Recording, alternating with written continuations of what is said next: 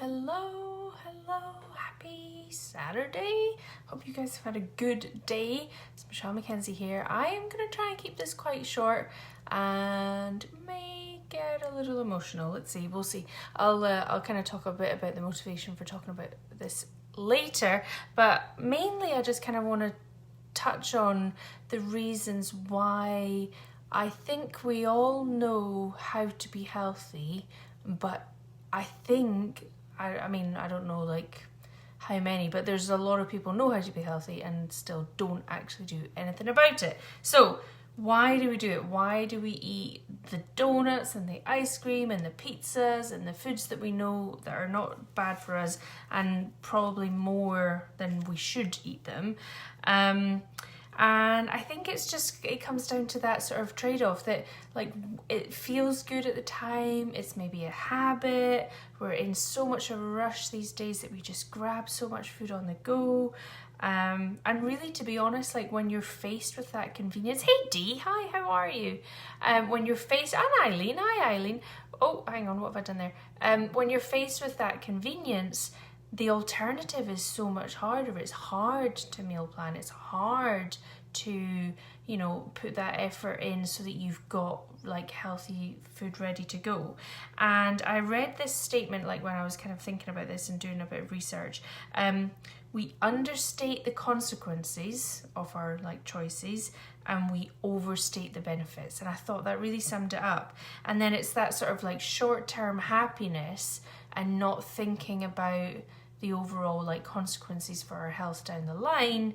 And it's that sort of trade-off where like the other alternative, the harder thing is to make those good choices, like that short-term pain, because it's harder work in that short term, but really that is the long-term happiness that you can get if you make that trade, if you make if you make it more of a priority.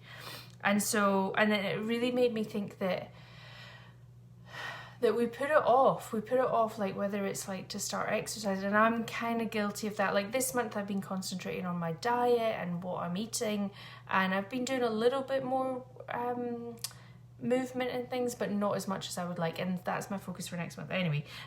Just to say, like, I'm not here preaching like, I'm doing this all perfectly. Really not but I'm trying, and I'm hoping that like I can share some things that help other people make it more of a priority. And I thought I wrote down this phrase that we put it off till tomorrow because we think we can.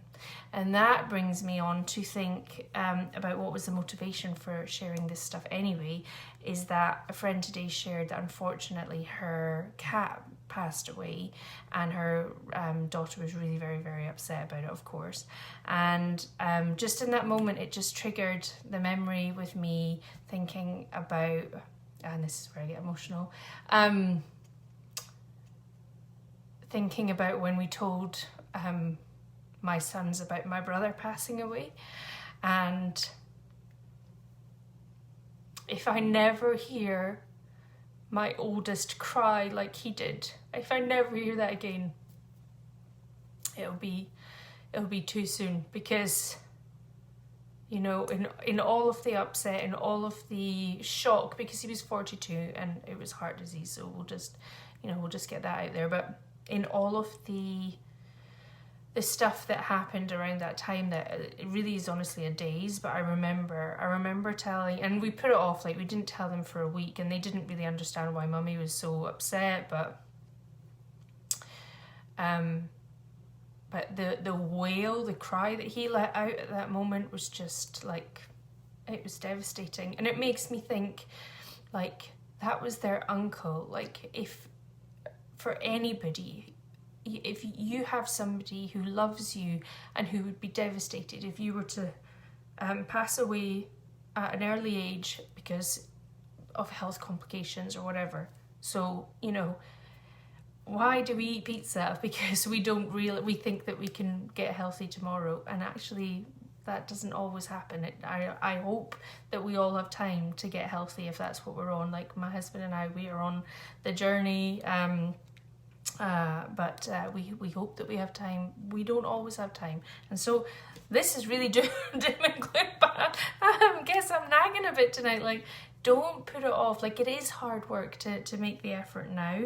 And, but it's worth it because you don't want other people to be, you know, that upset anyway. But it did make me think that, like, why don't we make it more of a focus? What is the things that are holding us back? And there's so many different things. There's time, there's like, I think sometimes when in moments when I've like not wanted to, I think it's maybe like a mental health issue as well. And oh, thank you, Dee. And and Jessica, hi. I think it's a mental health issue as well, and it's so frustrating because actually exercise and eating healthier can, like, I mean, I'm not going to say like that it's a cure-all because it's not, but it can certainly help. With overall sort of feeling better and whatever. And so yeah, that's the thing. I really want to challenge you. If getting healthy is something that you want to do this year and you're not currently working towards it, I want to challenge you. Like, what is that one thing that is stopping you? There is an antidote to everything. There really is. And it could just be finding the nooks and crannies in your day. It could be making one simple shift. And once you start with that shift, like for us, like we've started with making sure that our diet is healthy, and that's our focus now, because it is 80% diet, it is 80% what you put in your body, and then so next month we focus more on moving more. But yeah, what's the one thing that's stopping you? Because there is something. So if you are challenged, reach out to me and, you know, share with me what your problems are. I'm not going to say that I've got all of the solutions, but I've got a lot of solutions. I've got access to a whole bunch of free resources, free workouts, free meal plans, free recipes, all sorts of things. And so, you know, Rachel Hollis, I think, says this, that in this day and age where we have access to so much information, that ignorance is a choice.